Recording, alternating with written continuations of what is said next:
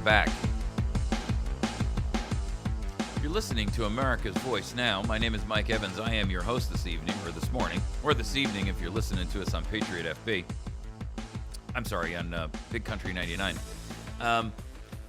Our program does repeat on Big Country 99. That's Rooster Radio, and plays there from midnight to 2 a.m. So if you are in our broadcast area, which is huge, please, by all means, listen to that program and refer your friends.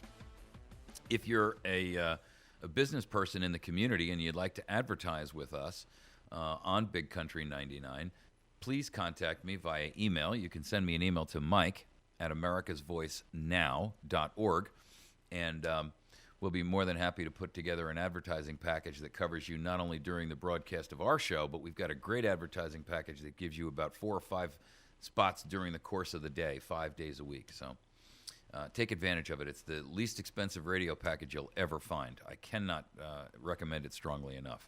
And every one of our advertisers uses it, so it's definitely worthwhile. This particular segment, this is our last segment of the morning, we're going to talk about the regulation nation. And we've become this monster of regulation that is really an enslavement of every one of us.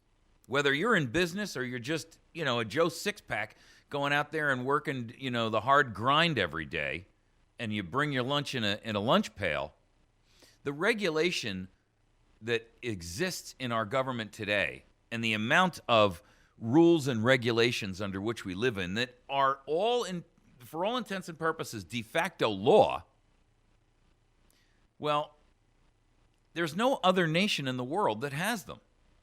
We have the highest level of prisoners in prisons and jails in the world.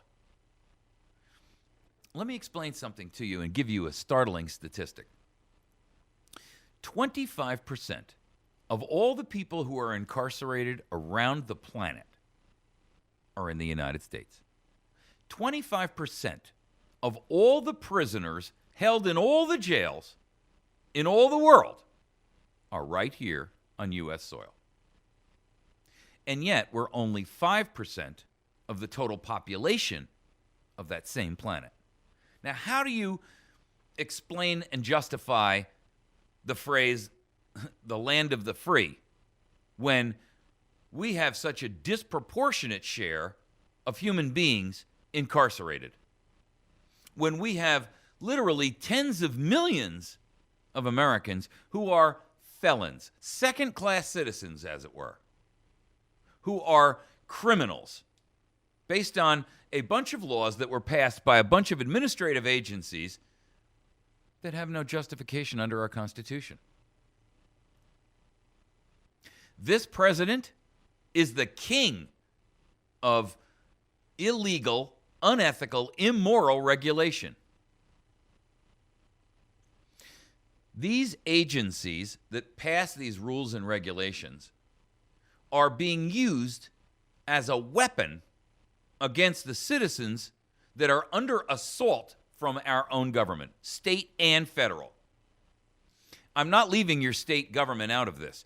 Don't make the mistake of thinking they are not the same tyrannical mindset as your federal government. In fact, in large part, they work hand in hand with your tyrannical federal government, and they have been promised a seat at the table, shall we say. That's why they've capitulated to allow the federal government to usurp their 10th Amendment sovereignty that is constitutionally guaranteed. But they've waived it. With your permission? Heck no. They just did it on their own because the people in power got something for it.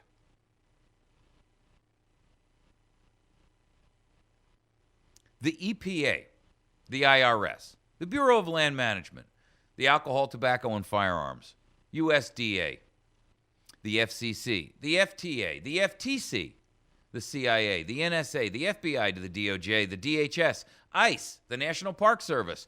The list, ladies and gentlemen, goes on and on and on. ad infinitum, ad nauseum. There are literally hundreds upon hundreds of federal agencies that pass rules and regulations that really are being used willfully, intentionally, with malice aforethought, arbitrarily, capriciously, and maliciously intended to injure Americans, your families, and our businesses. That's the simple truth of it. Everything else that you hear is a lie. Everything else you hear is propaganda. That's the truth. These federal agencies have grown so disproportionately powerful. There's an article in the Wall Street Journal in which they pretty clearly outline it. Their opening sentences, anyone wondering why the U.S. economy can't seem to grow at its usual pace should examine one product category where production is actually booming: federal regulation. Washington set a new record in 2013, issuing final rules that consume 26,417 pages in the Federal Register. For those of you who don't know what the Federal Register is, I encourage you to educate yourself. It's the book of rules. It's the rule book. While plenty of government employees deserve credit for this milestone, leadership does matter. And by this measure, President Obama has never been surpassed in the Oval Office. He is unprecedented, to use his favorite word. The latest rulemaking tally comes from the Competitive Enterprise Institute, who on April 29th will publish an annual review of federal regulation in 10,000 Commandments, quote unquote. That's the name of it. It's an important work because politicians and the media treat regulation as a largely cost-free public good, but it's not. Congress might be mired in gridlock, but the federal bureaucracy is busier than ever. In 2013, the Federal Register contained 3,659 final rules, which means they must now be obeyed. It also incorporated 2,594 proposed rules on their way to becoming orders from political headquarters. Now, let me explain to you something. Our Constitution is very clear that there is no authorization for government or anyone in government, with one exception, to pass law, and that is Congress. And yet Congress has usurped or abdicated and passed on through a breached contractive power of attorney the power for all of these agencies to make decisions and to make rules and regulations that are not legal.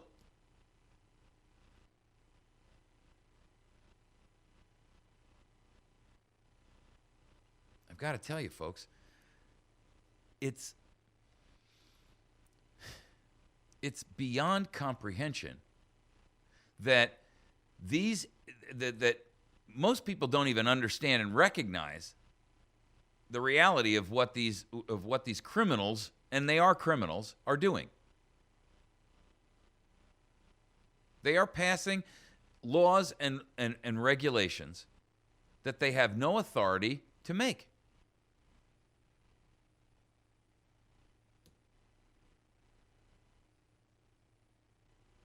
The truth is that these rules are produced not for the benefit of anyone, but simply to solidify power. It's illegitimate, and every federal agency is illegitimate.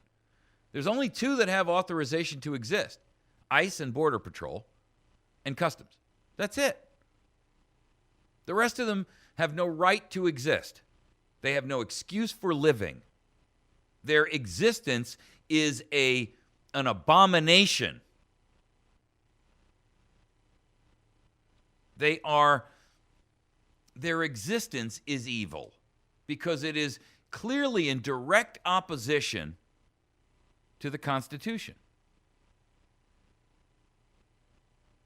They are no more valid, nor are their decrees and their rules and their regulations, which are passed in mountains, than as if I made a declaration and said, this is the new rule of the land. Who would follow that? No one, of course.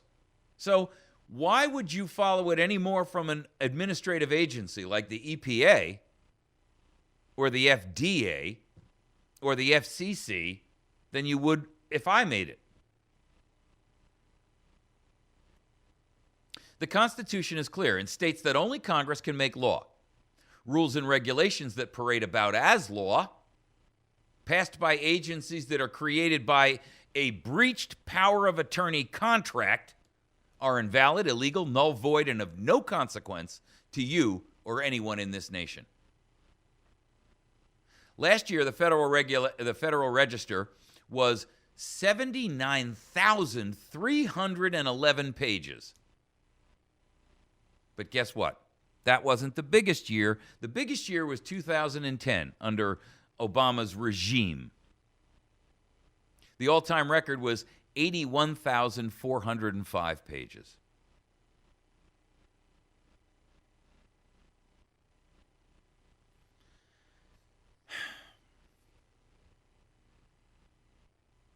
There are, for the record, in 2014, right now, 3,305 brand new regulations that are moving through the pipeline that are on their way to being imposed upon you. And let me clarify for you why that's important. Because 191 of those are what's called commercially significant. Now, in the language of a trader in Washington, let me tell you what commercially significant means. These are rules which are considered to be significant because they have a cost of at least $100 million a year to the public. Economically significant. Commercially significant. $100 million a year. That's the quantifier. And out of the 3,300 that are on their way to us, 200 of them are considered that. That's not counting the 10,000 that have been passed before that are just like it. And by the way, I want you to know something. There are 200 that are on their way that are considered economically significant. But bear in mind something. Those figures of what constitutes economically significant and those that meet the threshold of economically significant are organized and created by a group of individuals that consistently lowball the impact and the real impact in the real world. So the truth is, it may not really be 200. It may be 300, 500, or more.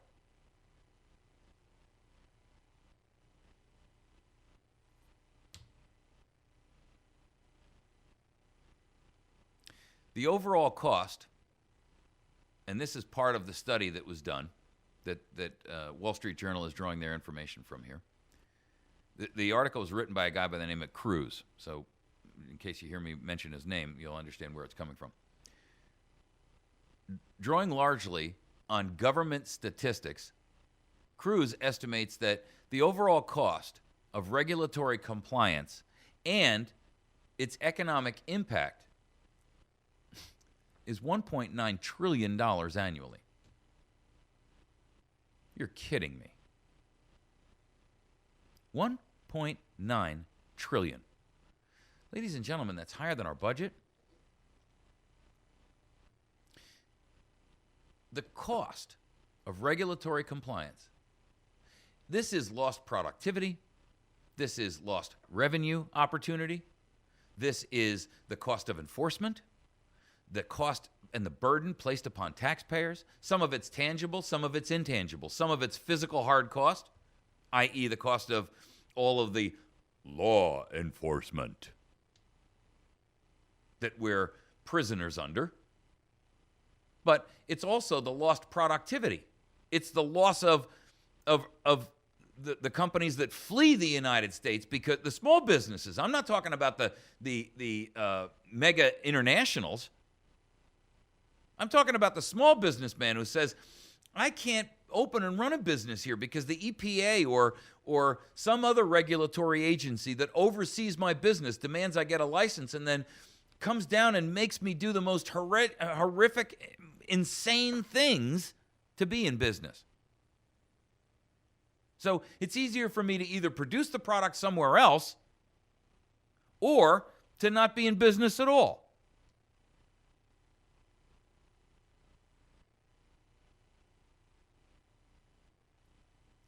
The burden of complying with all of these federal rules costs roughly the annual GDP of Australia, Canada, or Italy.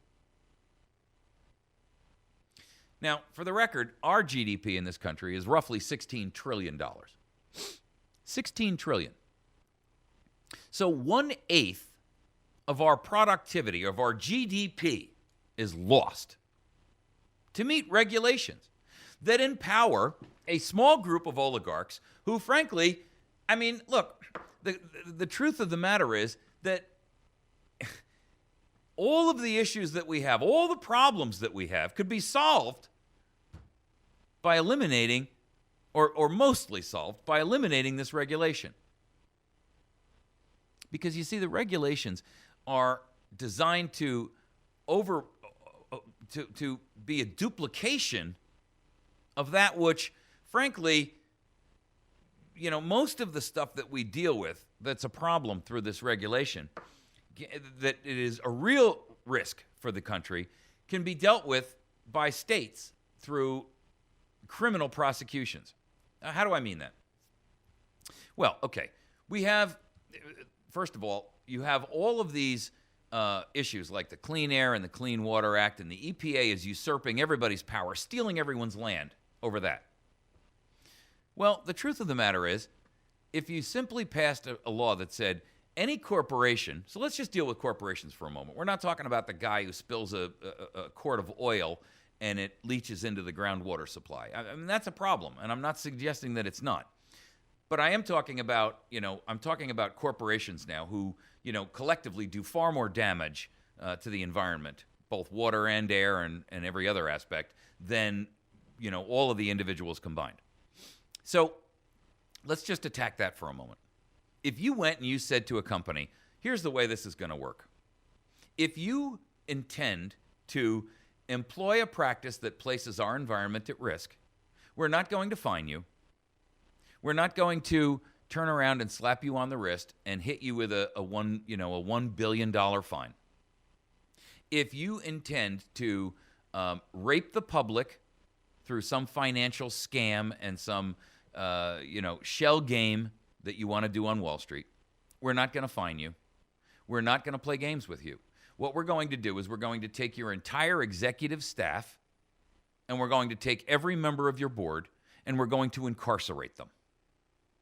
Because you are responsible for what your ship and your sailors on your ship do. Now, going forward, this is how it works. If you are the head of a corporation and your underlings do some dirt, they do some damage to the environment, you are going to pay to clean it all up. But in addition to that, you're going to jail for a minimum of, let's say, 20 years. You want to see how fast a paint manufacturer would stop pouring some kind of chemical into a local stream or a river? It would be overnight. The problem would be solved immediately, if not sooner. If corporations, according to this government, have First Amendment human rights, then somebody human had better be able to go to jail. And that's how the problem would stop. If you want to be a Wall Street bigwig, that's great. But when we catch you defrauding the public, when we catch you playing a scam, we're not going to fine you. When we catch you laundering money for a terrorist organization, including the DEA, by the way, which was laundered by HSBC. Hello, one of the biggest banks, $400 million that hit the press for about a week, a year and a half ago, and then fell off the radar, and nobody's heard from it since. Scrubbed off of every press organization, scrubbed everywhere. Nobody heard about it. The DEA, yes, the largest drug dealer on the planet, laundering money through banks. When we catch you doing that, we're not going to sit there and we're going to say, okay, you laundered $4 billion, and we're going to fine you $2 billion. because they made $6 billion doing it. We're going to take you out and put you in front of a firing squad, and that will be that. Now, do you want to continue to play hardball? Think that's harsh? Well, let me tell you something. If you think for a moment that our founders would have put up with what we live with every day by the abuse of bankers, politicians, mega corporations, mega industrialists, you're dreaming. That's not how they dealt with it. It was dealt with for the treason that it was. You know, our founders literally had fistfights in Congress. Now, of course, they show deference to my good friend from the other side of the aisle.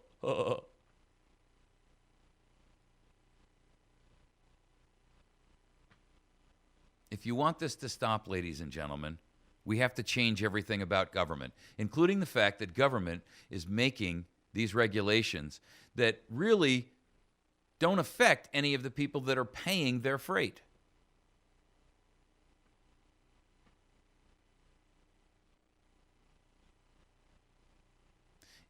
All of these regulations are restraining our competitiveness domestically and on the globe. You, on an average, according to Mr. Cruz, your household alone pays $14,975. So let's just call it $15,000. Your household pays $15,000 on average in hidden regulatory taxes. That's 23% of the average income. And that's assuming income is $65,600, which it ain't. This is the fruits of your traitors in Congress who passed things like Obamacare, who passed the Dodd-Frank bill, who gave the EPA the ability to control the air and the water outside of authority in the Constitution. The truth of the matter is, folks, we have gone too far for a political solution.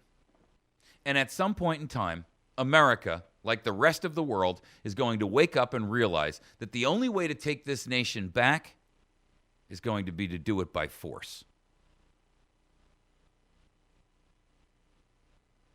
You've been listening to America's Voice Now.